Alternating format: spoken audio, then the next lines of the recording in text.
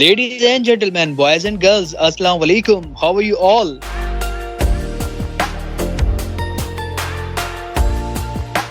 जनाब कहाँ हैं सारे? मैं आ गया हूँ आप लोगों के लिए एक बहुत अच्छी स्टोरी लेके। आप सुन रहे हैं रेडियो सनशाइन के प्लेटफॉर्म से लेसन ऑफ लाइफ। तो सब कहाँ गायब हैं जनाब? कमेंट सेक्शन में अपनी हाजिरी लगवाए। आज भी मैं एक बहुत अच्छी स्टोरी लेकर आया हूँ आप लोगों के लिए। जिस तरह मेरी बहुत सारी स्टोरीज ने आप लोगों के दिल जीत लिए हैं, इसी तरह ये स्टोरी भी आप लोगों को बहुत पसंद आएगी। तो चलें स्टोरी की तरफ चलते हैं।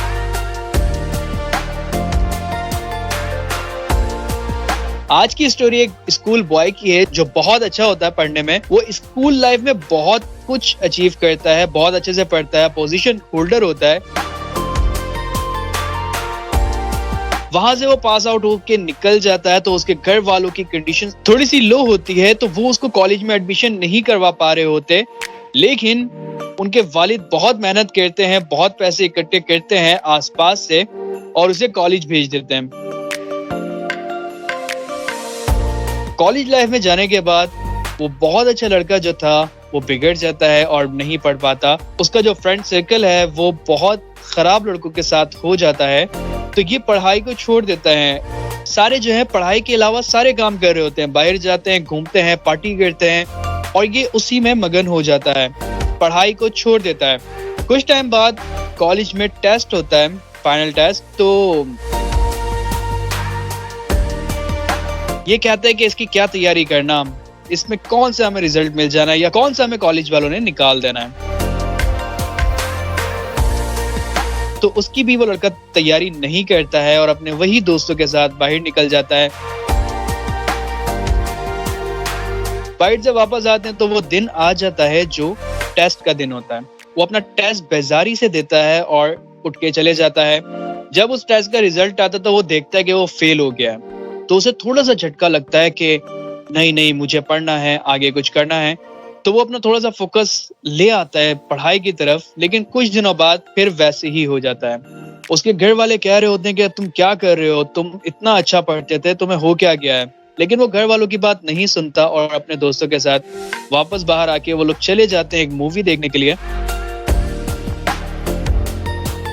मूवी से वो काफी लेट हो जाते हैं, रात के 2 बज जाते हैं। वापस बाहर आके सोच रहे होते हैं कि अब हम कॉलेज में कैसे जाएं, अपने हॉस्टल कैसे जाएं। कोई सवारी भी नहीं है। बहुत मुश्किल से एक रक्षा मिल जाता है, वो सारे उसमें बैठते हैं और रक्षे वाले से कहते हैं कि आप बहुत ज्यादा पैसे कह रहे हैं लेकिन हम कम देंगे। तो वो रक्षे वाला कह रहा होता है कि सर मैं 800 रुपए आपसे लूंगा आपके हॉस्टल जाने के लिए। वो कहता है कि रोजाना हम रक्षे में सफर करते हैं और 500 रुपए इसका किराया होता है, हमें पता है। लेकिन रक्षे वाला कहता है कि रात के टाइम रेट ज्यादा ही होते हैं। अब उनके पास कोई रास्ता नहीं होता, उन्हें हॉस्टल तो जाना ही होता है। तो वो कहते हैं ठीक है चले हम आपको 800 रुपए दे देंगे। तो ये जो लड़का था स्कूल बॉय जो बहुत पढ़ने में अच्छा था, वो रक्षे वाले से पूछता है कि आप क्या करते हो, आप सारा दिन रक्षा चलाते हो?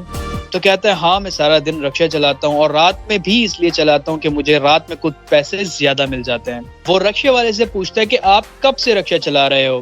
तो वो रक्षा वाला अपनी कहानी बताता है, कहता है कि मैं रक्षा तो कभी चलाना ही नहीं चाहता था। दरअसल मैं एक बहुत अच्छा लड़का था पढ़ाई में, मैं अपने स्कूल में बहुत अच्छा था। अपने कॉलेज में जब मैं गया तो मेरे दोस्त कुछ बुरे बन गए। उनकी वजह से जो है ना वो पढ़ पाए और ना ही उन्होंने मुझे पढ़ने दिया। मेरे घर वाले मुझे बहुत मुश्किलों से पढ़ा रहे थे, मेरी फीस बहुत मुश्किलों से पे कर पा रहे थे। इसलिए जब मैं कॉलेज से फेल हो गया तो मेरे घर वालों ने कहा कि अब हम आपको कुछ नहीं पढ़ाई के पैसे दे सकते, अब आप कोई ना कोई काम करो। तो बात यह है कि मुझे तो कुछ आता था नहीं, तो मैंने एक रक्षा ले लिया और जब से अब तक मुझे 23 साल हो गए मैं रक्षा चला रहा हूँ। तो जो ये लड़का पीछे बैठा हुआ था, इसको अपना पास्ट याद आ गया कि मैं क्या था और अभी मेरी लाइफ में क्या हो रहा है। और आसपास जो इसके दोस्त बैठे हुए थे वो एक दूसरे की शक्ल देख रहे थे। वापस ये हॉस्टल आए, इन्होंने प्रॉमिस किया कि आइंदा सिर्फ पढ़ाई करनी है और उस दिन के बाद उन्होंने पढ़ाई शुरू कर दी और वो पढ़ाई करते करते करते एक बहुत अच्छी पोजीशन उन्होंने हासिल की और कॉलेज से पास आउट होके निकल गए। काफी साल बाद एक दोस्त इसी स्कूल लाइफ वाले दोस्त से मिला, तो उसने कहा कि कैसे हो। ये दोनों बहुत बड़े बिजनेसमैन बन चुके थे, तो आपस में इन्होंने कहा कि चलो आओ किसी रेस्टोरेंट चल के बैठते हैं, खाना खाते हैं। तो ये दोनों जब जाके बैठे तो बातों बातों में एक बात ये आई कि अगर काश हमें वो रक्शे वाला ना मिलता तो हम भी कहीं रक्शा ही चला रहे होते। तो हमारी लाइफ में भी कुछ इसी तरह होता है। अभी जो हमारे पास वक्त है हम जाया कर रहे होते हैं, आगे की कभी नहीं सोचते। जो टाइम हमारे पास अभी है हम उसे जाया ही कर रहे होते हैं। तो ये थी मेरी आज की स्टोरी। आप लोगों के पास भी टाइम है, आप लोगों के पास भी वक्त है, आप सोच सकते हैं अगर आपकी लाइफ में कुछ गलतियां आपकी हैं तो आप उसे मिटा सकते हो, उसे खत्म कर सकते हो, लाइफ में आगे बढ़ सकते हो,